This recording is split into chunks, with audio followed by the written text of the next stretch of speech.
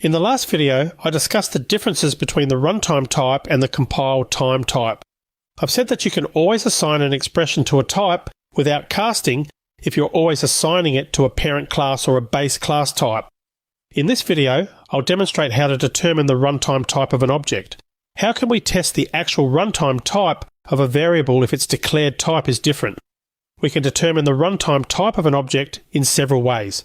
First, we can use code to determine the class name of an object. Getting back to the main method on the next main class, I'll add another call to the movie.getMovie method. I'll assign that to an object reference called unknownObject. Object unknownObject equals movie.getMovie passing C and airplane. If unknownObject.getClass parentheses .getSimpleName parentheses is equal to comedy. Comedy C equals cast comedy unknownObject. C dot watch comedy. Here in this if statement, I'm using a method called getClass. I've used this getClass method before in the movie class's watchMovie method, but in that case I used it with the keyword this, whereas here I'm calling it on the local variable reference unknownObject.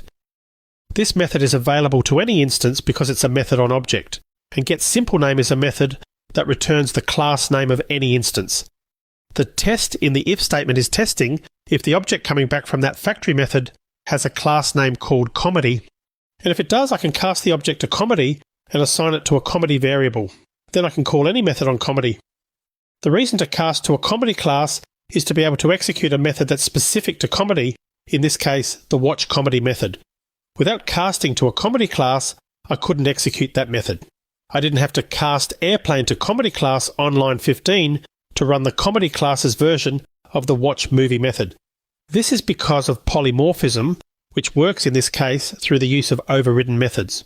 Without polymorphism, you'd be in this world of having to test at runtime what your object really is every time you wanted to execute code. This code shows you one way to test for the runtime type, but it's not the best way. Let's look at another way, testing if the object coming back might be an adventure type. I'll insert a couple of statements before that last closing bracket for the if statement. Else if unknownObject instance of adventure. Two left parentheses, adventure, right parentheses, unknownObject, right parentheses, dot watch adventure. Right curly brace. Okay, again, here is something new, and that is the instance of operator. The instance of operator lets you test the type of an object or instance. The reference variable you are testing is the left operand. The type you are testing for is the right operand. It's important to see that adventure is not in quotes, meaning I'm not testing the type name but the actual type itself. This operator returns true if unknownObject is an instance of adventure. In my code here, I'm testing if unknownObject really is an adventure object, and if it is, I cast it to adventure and call watchAdventure, a method that's only on the adventure class. This statement is different from anything I've shown you before but perfectly valid. This set of outer parentheses is the result of the cast to the adventure type, and I can chain a method directly on that as I do here. In other words, I don't have to assign the result of the cast to a local variable. Lastly, let's look at one more way to do this. Else if, parentheses, unknownObject, instance of science fiction, sci-fi, sci-fi.watch science fiction. Here you can see I'm using a slightly different version of the instance of operator that became part of Java in JDK 16. This is called pattern matching support for the instance of operator. If the JVM can identify that an object matches the type, it can extract data from the object without casting. For this operator, the object can be assigned to a variable which I've called sci-fi. From my example, the variable sci-fi, if the instance of method returns true, is already typed as a science fiction variable. You can see in my code, I don't have to create the variable in the block statement, and I don't have to cast it. Let's run this code through a couple of tests. First, I'll run this code as is.